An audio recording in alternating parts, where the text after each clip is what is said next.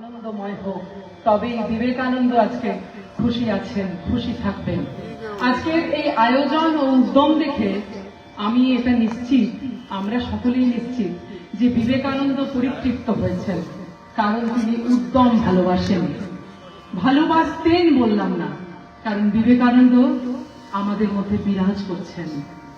বাণী রূপে, চিন্তা রূপে, চেতনা রূপে বিবেকানন্দ বিরাজ করছেন। তাই স্বামীজিকে নিয়ে কোনো অনুষ্ঠান যেন অনুষ্ঠানের মধ্যে শেষ না হয়, এবং অনুষ্ঠান যদি আমাদের মধ্যে সেই চিন্তার বীজটিকে যথোপযুক্ত সার দিয়ে আমরা যদি তার প্রকাশ ঘটাতে পারি, তাহলে সেই মহিরুহ আমাদের অন্তরে এক আন্দোলন সৃষ্টি করবে, বিবেক আন্দোলন। স্বামীজি আজকের দিনে যুব দিবস, আক্ষরিক অর্থে যুব দিবস যদিও কাল, কিন্তু আমরা যেহেতু আজকের দিনে রবিবার এবং সবচেয়ে বেশি দর্শনার্থীরা আজকের দিনে আসবেন মাতৃমন্দিরে, সেহেতু আমাদের আয়োজন আজকের দিনেই হয়েছে যুব দিবস। স্বামীজির জন্মদিনে যুব দিবস, এক সন্ন্যাসীর জন্মদিনে আমরা যুব দিবস পালন করছি। কি অদ্ভুত ব্যাপার!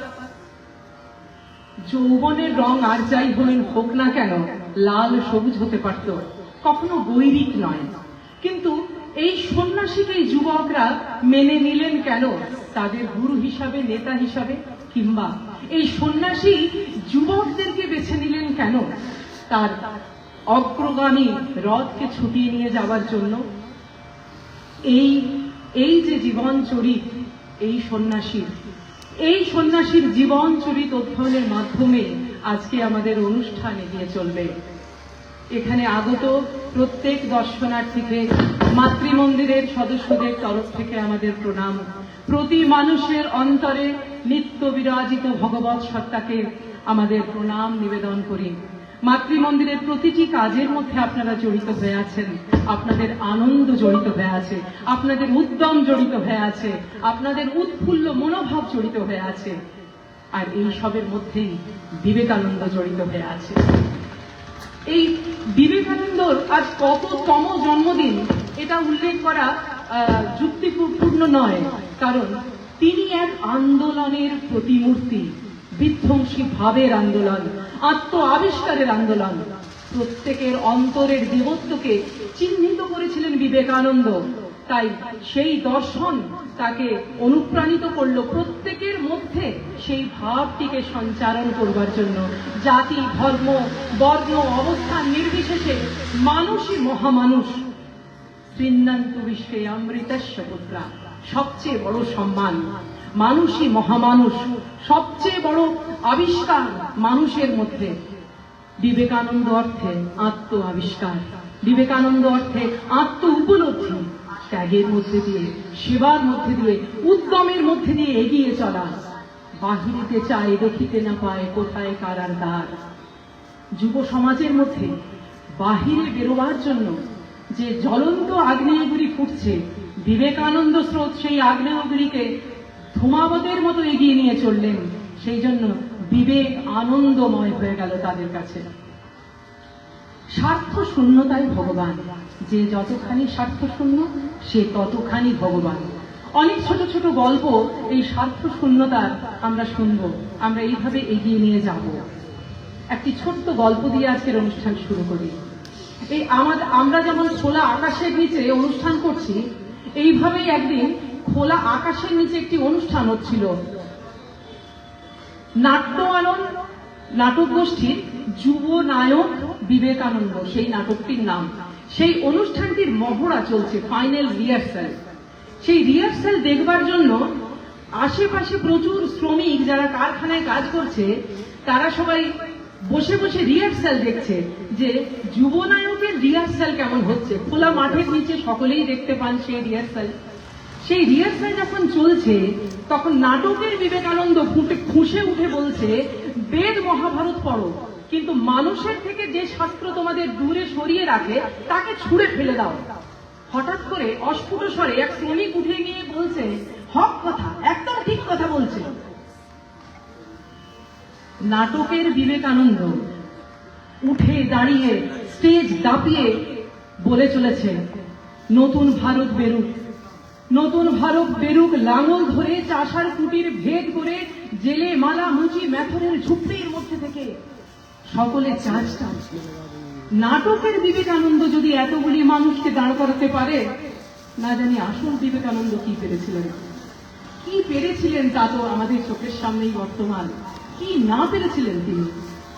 আসল বিবেকানন্দ যা পেরেছিলেন, আমরা যদি তার কণাটিও অনুসরণ করতে পারি, আমাদের জীবন ধন্য হবে। সেই আসল বিবেকানন্দ শুধুমাত্র যুব সমাজকে বেছে নিলেন তার পথের মধ্যে তার ধ্বজা উড়িয়ে নিয়ে যাওয়ার জন্য। যুব সমাজ কিন্তু তার কথা শুনলো। সন্ন্যাসীর মতন এমন তেজ তারা কোনোদিনও দেখেনি। সেই জন্য নেই তার বিদ্যা বুদ্ধির ঝড়, নাই তার প্রতিমূর্তি এমন কিছু মহানুভবতা যা দেখে মানুষ ঈশ্বর হয়ে যেতে পারে, কিন্তু তার মধ্যে এমন একটি হৃদয় তারা দেখলো, এমন একটি মন তারা দেখলো যা নিজে জ্বলে যাবার সাথে সাথে আর 10 জনকে জ্বালিয়ে দিতে পারে। সেই প্রজ্ঞা মানুষের মধ্যে কর্মময়তার সৃষ্টি করে, যে একদিকে আবেগ থরথর, অন্যদিকে যুক্তি প্রশ্ন কাতর। তেজ বলে তোমাকে ভালোবাসি, আর তোমাকে ভালোবাসি বলেই তোমার প্রতিটি দোষ, তোমার প্রতিটি স্খলন আমি ঠিক করবার জন্য প্রশ্ন তুলবই, প্রশ্নের ঝড় তুলব। তাই আমরা ঠাকুরের কাছে বারবার নরেন্দ্রনাথকে দেখেছি, তিনি ভালোবাসেন বলেই তিনি প্রশ্নের ঝড় তুলেছেন। আর ঠাকুর ভালোবাসেন, সেই যুক্তি তর্কের ঝড় থেকে ধীরে ধীরে ধীরে নরেন্দ্রনাথ পরতে পরতে তৈরি হবে। সেই তৈরি করবার রাস্তা তৈরি করে দিচ্ছেন ঠাকুর।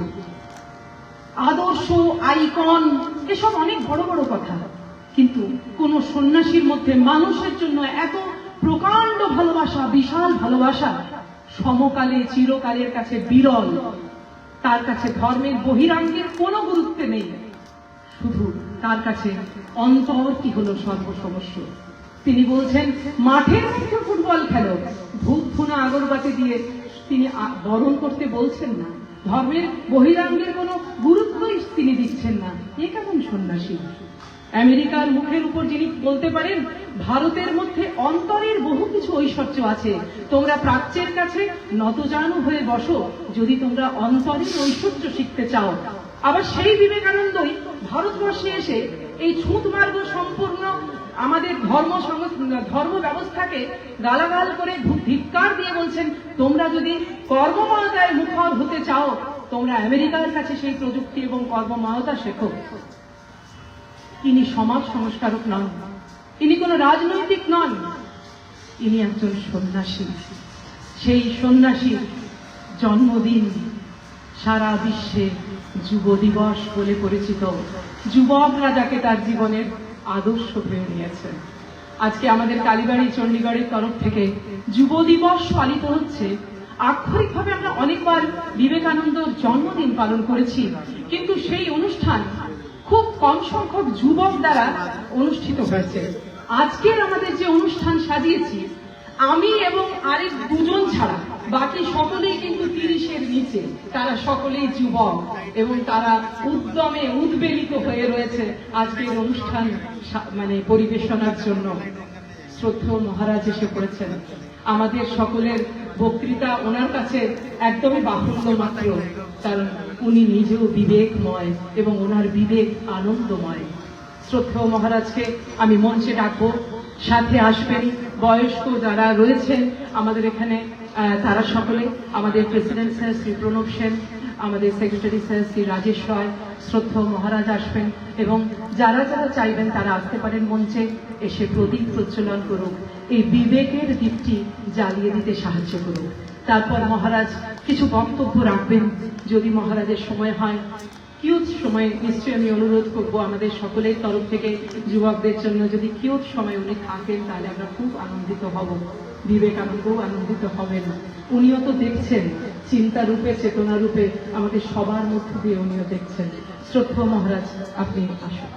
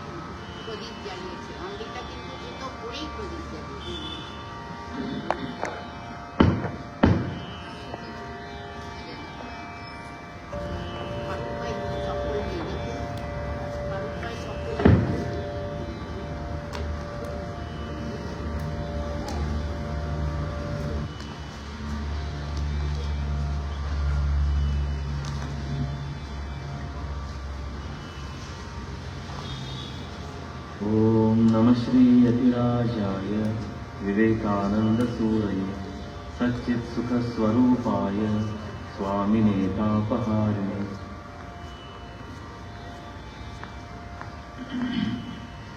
राष्ट्रीय युवा दिवस 12 जनवरी को मनाया जाता है, सबको पता है। तो कल 12 जनवरी है और स्वामी विवेकानंद जी के जन्म तिथि के अनुसार कल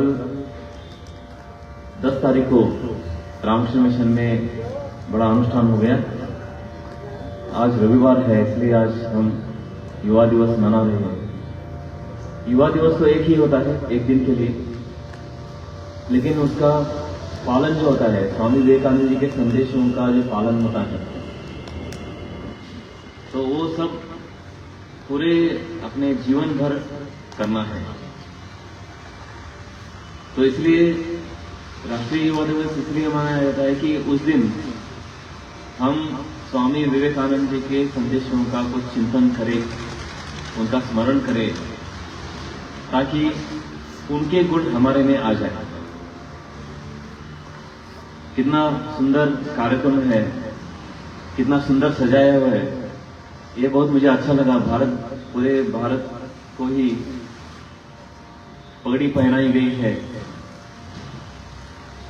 तो ये हमारा आदर्श है। सुजय स्वामी जी ने कहा था, त्याग और सेवा, ये दो ही आदर्श है अपने भारतीय संस्कृति के, त्याग और सेवा। अब त्याग शब्द सुनने से हम सबको एक डरावनी मन में पैदा हो जाती है। त्याग करना मतलब घर छोड़कर चले जाना, ये त्याग का एक भाग है। लेकिन त्याग तो हर क्षण हम करते रहते हैं। त्याग कोई हमारे लिए नई बात नहीं है। जैसे कि हम अभी आए हैं यहां, हमारे कुछ और कार्यक्रम होंगे, लेकिन वो उनका त्याग करके हम आए हैं। किसी की मीटिंग हो सकती है, किसी के घर में मेहमान आ सकते, कोई भी, नहीं तो कोई आराम करेगा, लेकिन वो सब छोड़कर हम यहां आए हैं एक अद्भुत व्यक्ति का महान संदेश के बारे में चर्चा करने के लिए, स्वामी विवेकानंद जी के संदेशों के ऊपर चिंतन करने के लिए। तो हर क्षण हम क्या करते रहते हैं। अगर हम सब बैठेंगे और थोड़ा सा चिंतन करेंगे कि हम हमारे लिए कितना जीवन यापन करते हैं, तो उत्तर मिलेगा बहुत ही कम। हर आदमी स्वयं के लिए जीता है। बाकी सब जीवन या तो परिवार के लिए होगा, समाज के लिए होगा, या कोई भी दूसरों के लिए होगा। लेकिन यही त्याग की भावना जो है, जब हम उसको कॉन्शियसली प्रैक्टिस करते हैं, जानबूझकर, जानते हुए उसका ज्ञान हमें हो जाता है कि किस लिए त्याग करना है, किसकी सेवा करनी है और किस लिए सेवा करनी है। ये जब हम जान जाते हैं, तब हमें जीवन के उद्देश्य का पता चलता है। तब जीवन में आनंद और समाधान मिलेगा। अब क्या होता है, हम कुछ ना कुछ त्याग करते हैं, सेवा करते हैं, लेकिन उसका आनंद हमें नहीं मिलता है। क्यों नहीं मिलता है? क्योंकि प्रकृति के अनुसार हमारा जीवन चलते रहता है। हम इच्छा के अनुसार, हमारी इच्छा के अनुसार नहीं करते, प्रकृति के अनुसार करते हैं। प्रकृति का दास है। इसलिए स्वामी जी कहते हैं, स्वामी विवेकानंद कहते हैं कि प्रकृति को अपने वश में रखो, प्रकृति का दास मत हो जाओ। और ये प्रकृति क्या है? प्रकृति मतलब हमारा मन, केवल बाहर की प्रकृति नहीं है। हमारा मन जो होता है, हमारे मन में बहुत सारे भावनाएं आती हैं, हमारे मन में बहुत सारे विचार आते हैं, विकार आते हैं। वृत्तियां होती हैं, उस वृत्तियों के अनुसार हम हमारा कार्य करते हैं। मन में क्रोध आ गया तो क्रोध प्रकट कर दिया, मन में कुछ वासना तैयार हो गई, उसके अनुसार हम वासना पूर्ति के लिए कार्य करते हैं। लेकिन स्वामी जी ने यही बात कही है कि अपने वासना के अधीन मत हो जाओ, वासना के ऊपर नियंत्रण रखो, अपने वासना के, अपने प्रकृति के स्वामी बनो। स्वामी मतलब मास्टर। स्वामी जी कहते हैं work like a master, not like a slave. Slave जो दास होता है वो उसकी अपनी इच्छा कुछ नहीं, वो काम करता है सब कुछ, वो उसके मालिक जो बोलेगा सब कुछ काम करेगा, लेकिन उसमें उसको आनंद नहीं मिलेगा। क्यों नहीं मिलेगा? क्योंकि उसमें उसकी इच्छा नहीं है, उसकी इच्छा के विरुद्ध वो कार्य करता है, दास जो होता है। इसलिए हमको प्रकृति का दास नहीं, प्रकृति का स्वामी बनना है, और यही स्वामी है। तो स्वामी क्या थे? स्वामी जी अपने मन के स्वामी थे। अपने मन को उन्होंने वश कर लिया, जैसा चाहे मन को ऑर्डर, आज्ञा करते थे। हमारे जीवन में क्या होता है कि हम मन की आज्ञा सुनते हैं और इसलिए दुखी हो जाते हैं, इसलिए कष्ट होते हैं जीवन में। तो स्वामी विवेकानंद का यही अर्थ है। स्वामी मतलब मन का स्वामी, मास्टर, कंट्रोलर, नियंत्रक। और विवेक आनंद। अब विवेक क्या है? अपने वेदांत के अनुसार विवेक का एक ही परिभाषा है, विवेक की, और वही ठाकुर श्री रामकृष्ण ने बताई है कि नित्य क्या है, अनित्य क्या है, इसका विवेक होना चाहिए। अब नित्य क्या है, अनित्य क्या है? तो अपना शास्त्र तो कहता है कि नित्य तो है, परमात्मा है, और ये संसार अनित्य है। इवन गीता में कहा गया है कि अनित्यम असुखम लोकम इमं प्राप्य भजस्व माम। भगवान श्री कृष्ण अर्जुन से कहते हैं कि ये संसार कैसा है? ये संसार एक माया शक्ति का प्रभाव है, और माया शक्ति ऐसी है कि उसको नहीं भी नहीं बोल सकते और है भी नहीं बोल सकते। तो क्योंकि अनुभव तो करते हैं, तो संसार जो हम देखते हैं, इतने सारे व्यक्ति देखते हैं, प्रकृति देखते हैं, मनुष्य प्राणी देखते हैं, पशु पक्षी देखते हैं, ये सब सच लगता है।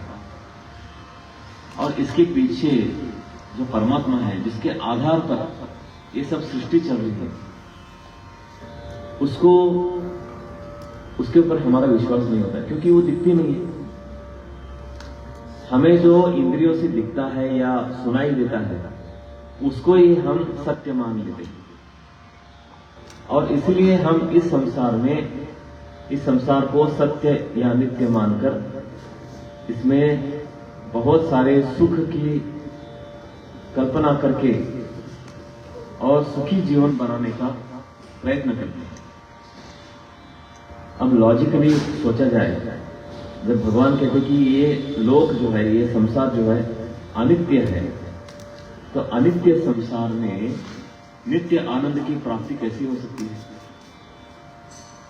तो अनित्य मतलब क्या है? कि अनित्य मतलब एक हर क्षण बदलने वाला।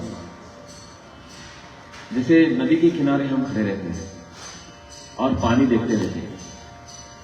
हम सालों साल सुनते आ रहे हैं, देखते आ रहे हैं, गंगा नदी, नर्मदा नदी और बहुत सारे नदियां हैं। तो गंगा नदी मैंने देखी है, या गंगा किनारे खड़े रहते हैं और वही गंगा नदी कहते हैं, लेकिन वही गंगा नदी नहीं है, पानी वही नहीं होता है। हर क्षण पानी बदलते रहता है, और ये बदलने की प्रक्रिया हमारे इंद्रियों को समझ में नहीं आती, क्योंकि इंद्रिया स्थूल है, ये संसार बदलते रहता है। तो इसलिए उसको अनित्य कहा गया है। इसलिए हमें आज एक सुख जो मिलता है, जिस वस्तु की प्राप्ति पर आज हम सुखी हो जाते हैं, कुछ दिन के लिए वो सुख आनंद टिकता है, लेकिन बाद में वो पुराना हो जाता है। बाद में हमें फिर नए आनंद की तलाश होती है। कोई स्टूडेंट रहता है, वो क्या करता है, वो 10वीं कक्षा में पढ़ता है। अब उसको लगता है कि मुझे अच्छे मार्क्स मिलेंगे 10वीं कक्षा में तो मैं बहुत खुश हो जाऊंगा, और वो स्टडी वगैरह करता है, परिश्रम लेता है, और उसको अच्छे मार्क आते हैं, खूब खुश हो जाता है, सुखी हो जाता है।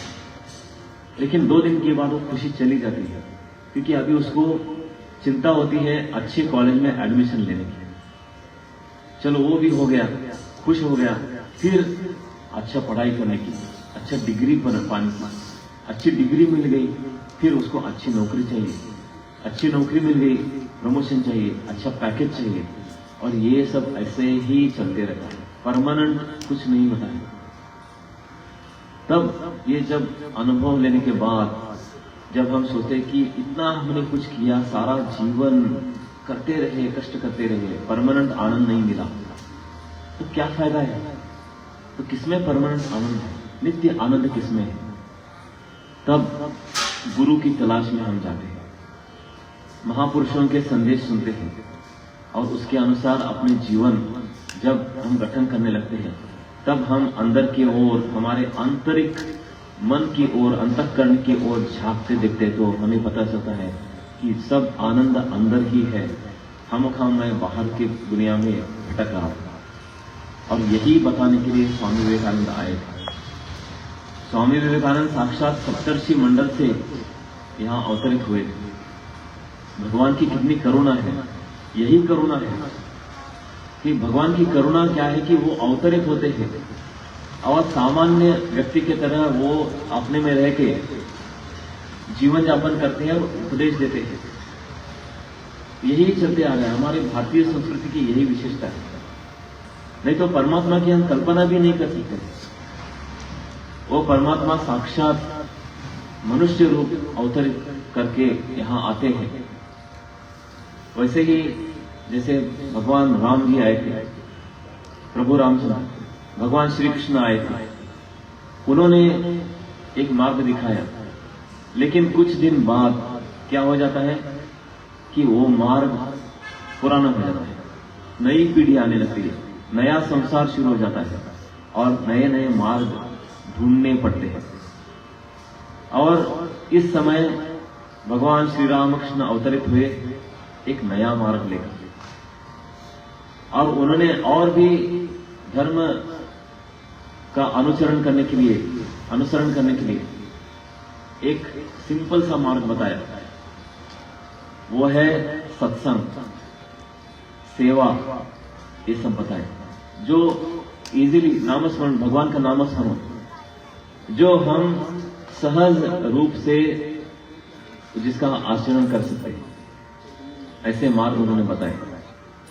तो इसीलिए कहते हैं कि स्थापकाय धर्मस्य सर्वधर्म स्वरूपिणी अवतार वरिष्ठाय रामकृष्णाय ते नमः। तो स्थापकाय धर्मस्य, धर्म का स्थापन करने के लिए, इसका मतलब ये नहीं कि नया धर्म उन्होंने कुछ शुरू किया। अपना वैदिक सनातन धर्म जो है, उसमें जो सत्य बताए गए, उसी सत्य को प्रतिष्ठित करने के लिए, क्योंकि भौतिक मार्ग पर चलते चलते मानव अपने संस्कृति को विस्मृत हो गया, भूल गया था, और इसलिए वो भटकने के कारण बहुत दुख और कष्ट भुगत रहा था।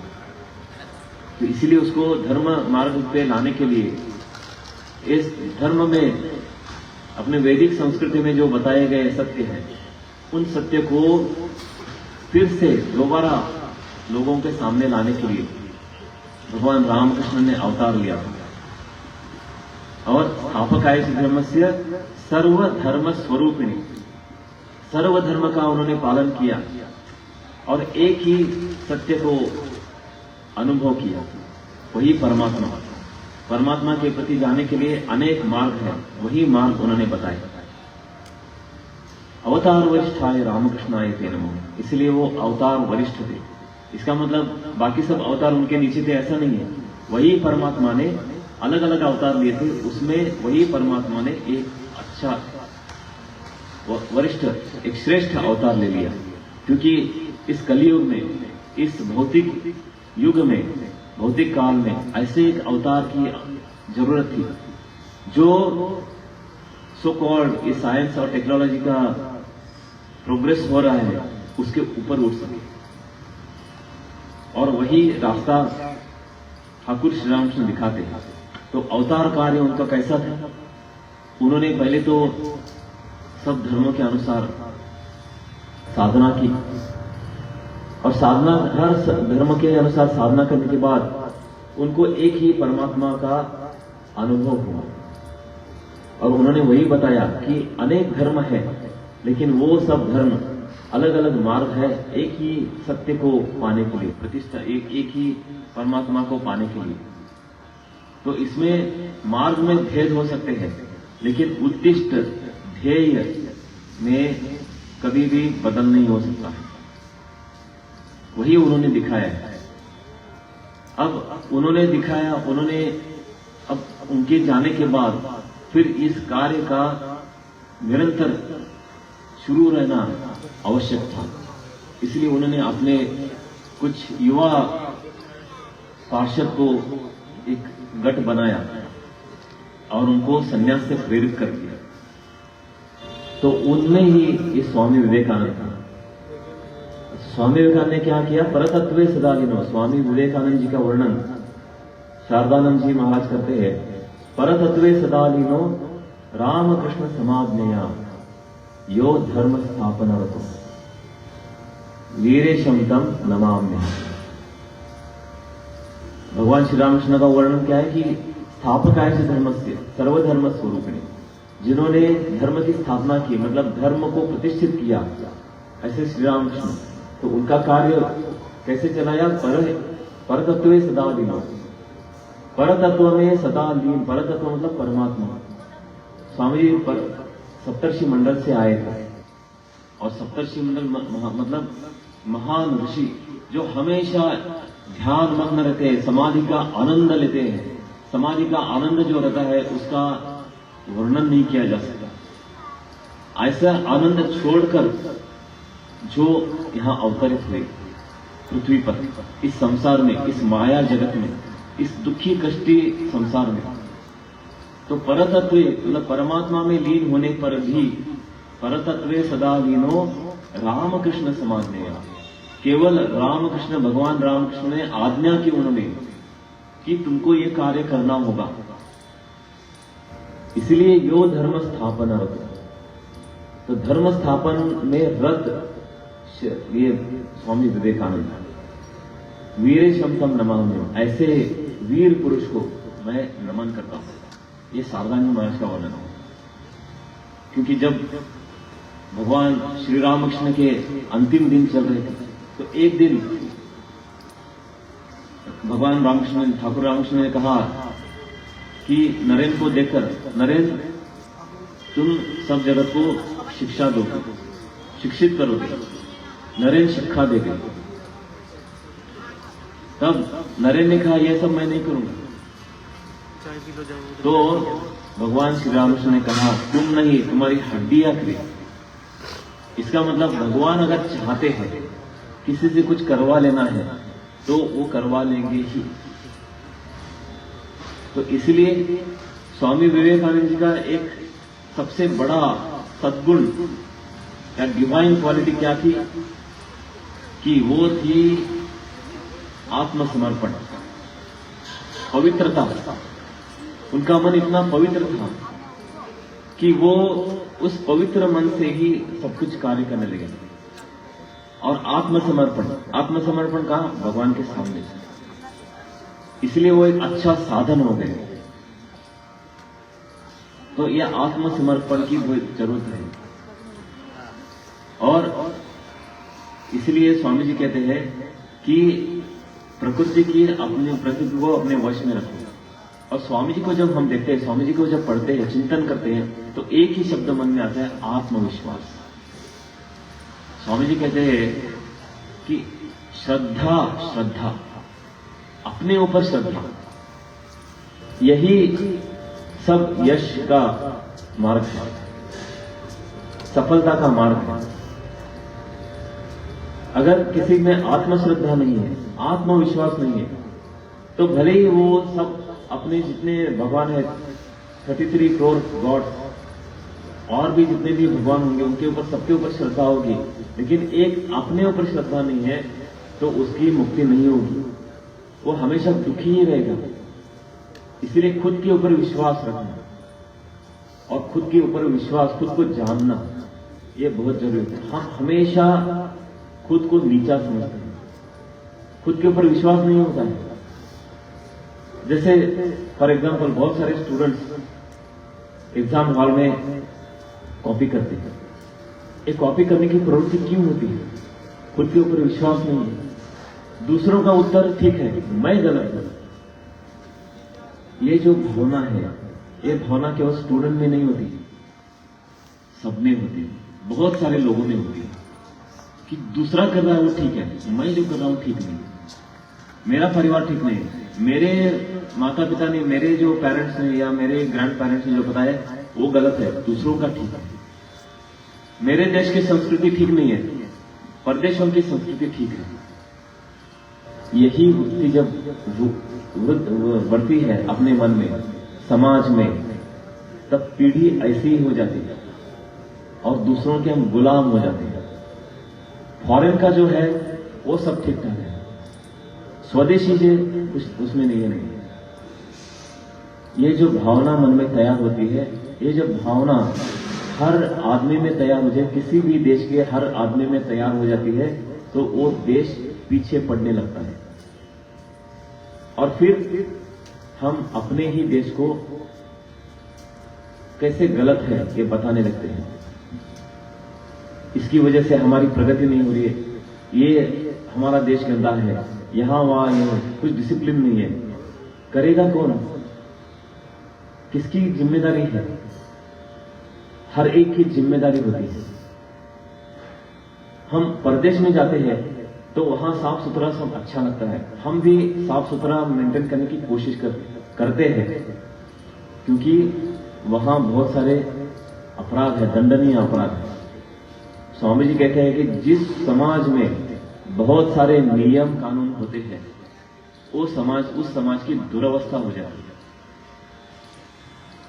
तो एक बार ऐसे ही हुआ था, बहुत साल पहले, 20-25 साल हो गए होंगे। तो न्यूयॉर्क में कहीं एक शहर में, एक भाग में पूरी की पूरी लाइट चली गई थी, इलेक्ट्रिसिटी, और बाकी सब समय सभ्य संस्कृति सो कॉल्ड रहने वाले लोग उस समय देखते हैं सब कैमरे बंद थे, सब लाइट बंद थी, ये सब दुकान में और जाके लूट हो गई। क्यों हो गया? क्योंकि ये जो सब पालन करते थे, ये नियम कानून थे, इसलिए पालन किया, मुझे दंड होगा इसलिए पालन करते थे। ये लूट करना, चोरी करना, ये पाप है, ये भावना नहीं थी। जैसे उनको अपॉर्चुनिटी मिल गई, उन्होंने ये कर दिया। लेकिन भारतीय संस्कृति में देखते हैं तो भारतीय संस्कृति ऐसी कभी नहीं है। हमको जितना चाहिए, मेरा जो है कष्ट किया हुआ वही मेरा है, ये भावना हमेशा हमारे मन में रहती है। और जब पाश्चात्य संस्कृति का प्रभाव हमारे मन के ऊपर पड़ने लगा तो हम भी उनकी तरफ होने लगे, क्योंकि हमारे आदर्श वही हो गए। जो आदर्श हम सामने रखते हैं उसी के गुण हमारे में आ जाते हैं। और स्वामी जी यही बात कहते हैं, स्वामी विवेकानंद, हर एक के जीवन में कुछ ना कुछ आदर्श होना चाहिए। अगर वो महापुरुष का आदर्श होगा, क्योंकि हम जिसका आदर्श हमारे सामने रखते हैं उस आदर्श के गुण हमारे में आ जाते हैं। अगर हमारे सामने महापुरुषों का, संतों का या ऐसे वीरों का आदर्श होगा जिन्होंने समाज के लिए कुछ अच्छा किया, तो हमारे मन में भी कुछ अच्छा करने की भावना होगी।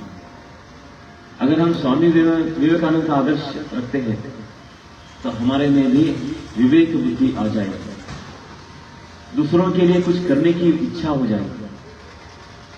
लेकिन अगर पाश्चात्य संस्कृति का, जो अपनी संस्कृति नहीं है, वो उनकी संस्कृति है, अपने संस्कृति को छोड़कर हम दूसरा आदर्श लेते हैं तो वही गुण हमारे में आ जाएंगे। अब चॉइस हमारे सामने है, क्या अच्छा है क्या अच्छा नहीं है, क्या मेरे लिए हितकारक है क्या मेरे लिए हितकारक नहीं है। यही विवेक है। विवेक केवल परमात्मा और ईश्वर इसमें नहीं है, ये तो है ही नहीं, लेकिन भौतिक जगत में भी विवेक बुद्धि जरूरत है। क्या मेरे लिए अच्छा है और क्या मेरे लिए अच्छा नहीं है। लेकिन इसका ज्ञान कैसे होगा? इसलिए हमें हमारे संस्कृति के साथ जुड़ना चाहिए। जैसे ठाकुर श्री रामकृष्ण कहते हैं, अच्छा वैद्य बनना है, अच्छा डॉक्टर बनना है तो डॉक्टरों का संग करना चाहिए। तब हमें नाड़ी परीक्षा कैसे, दूसरों की आरोग्य की परीक्षा कैसे करनी है हमें पता चलता है। अगर हमें आध्यात्मिक कुछ विषय जानना है तो सत्संग करना चाहिए। जो भक्त है, जो साधु है, उनका संग करना चाहिए। तो जो हम बनना चाहते हैं उनका संग करने से हमें वो ज्ञान प्राप्त होगा, और ये जब ज्ञान प्राप्त होगा तब विवेक मन में आएगा ही। अब हम अगर पूछते हैं कि चोरी करना अच्छा है या नहीं है, तो कोई वो बोलेगा अच्छा नहीं है, क्योंकि हमको पता है। कैसे पता है? हम देखते हैं चोरी करने से कितना दूसरों का नुकसान होता है, और उसका अपराध होने के कारण उसको शिक्षा मिलती है, पनिशमेंट हो जाती है, उसकी वजह से उसका परिवार का नाम भी चले जाता है। लेकिन जो बचपन से ही अगर ऐसे माहौल में उसके संस्कार मिले, उसको संस्कार मिले हैं, जिसको चोरी करना पाप नहीं लगता है, तो वो वैसे ही करते रहेगा, क्योंकि उसके मन में भ्रम नहीं है, उसको लगता है वही ठीक है। इसलिए जी अपने समाज में क्राइम्स क्यों होते हैं? ये विवेक बुद्धि नहीं होने के कारण, विवेक बुद्धि का अभाव होने के कारण बहुत सारे गुनाह हो जाते हैं और बाद में उनको पछताना पड़ता है। क्योंकि स्वामी जी जब कहते कि आत्मनो मोक्षार्थम जगत हिताय च, इसका मतलब क्या है कि हम जब स्वयं का विकास करते हैं तो दूसरों का विकास हो ही जाता है, और दूसरों का विकास करते हैं तब स्वयं का विकास भी हो जाता है।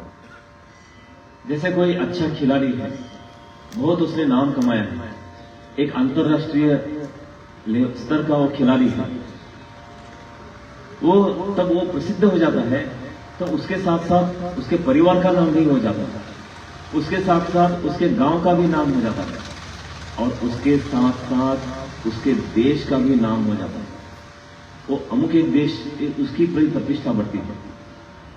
और वही वो व्यक्ति, कोई व्यक्ति अगर कुछ खराब काम करता है तो उसके परिवार की भी निंदा होती है, उसके समाज की निंदा होती है, उसके देश की भी निंदा होती है। तो इसलिए हमें सतर्क रहना है, यही विवेक है। हमें सतर्क रहना है, गलती से सतर्क रहना है।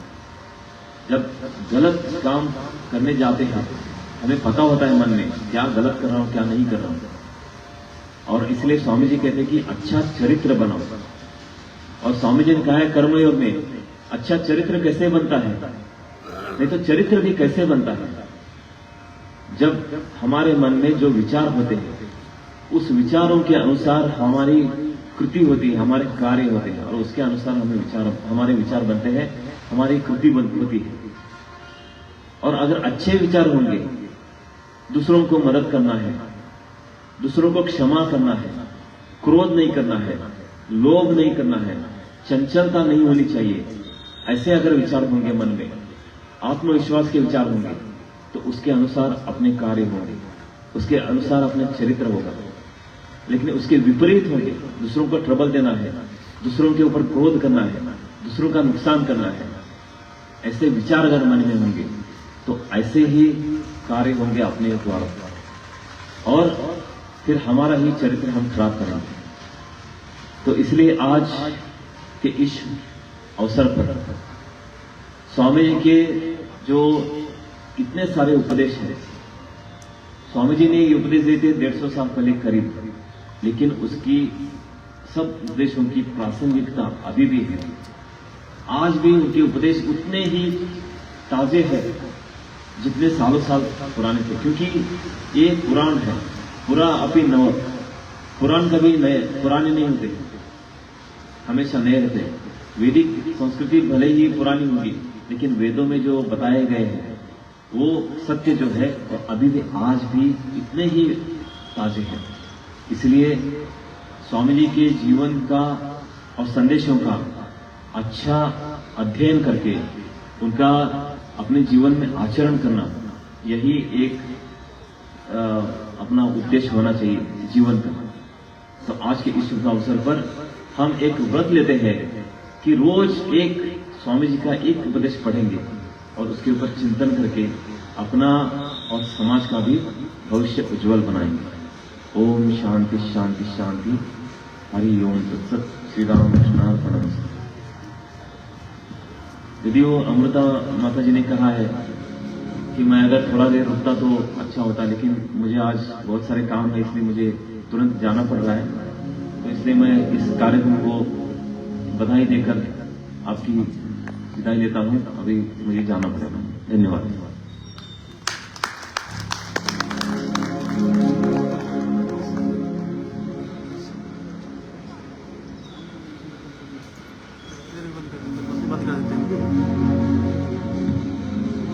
ভাবিতেছিলাম ঠিকই না উঠি, অন্ধ তামস গেছে কিনা ছুটি, রুদ্ধ নয়ন মেলি কিনা মেলি, তন্দ্রা চড়িমা মজিয়া, এমন সময় ঈশান তোমার বিষান উঠিল বাজিয়া। সেই বিষানে বেজে উঠেছিল একটি যুগভেরি তত্ত্বমসি, তুমিই সেই মুক্ত শুদ্ধ বুদ্ধ মুক্ত আত্মা। তোমার জন্ম নেই, তোমার মৃত্যু নেই, তুমি চির আনন্দময়, মানুষই মহামানুষ, শ্রীনন্ত বিশ্বে অমৃতস্য পুত্রা।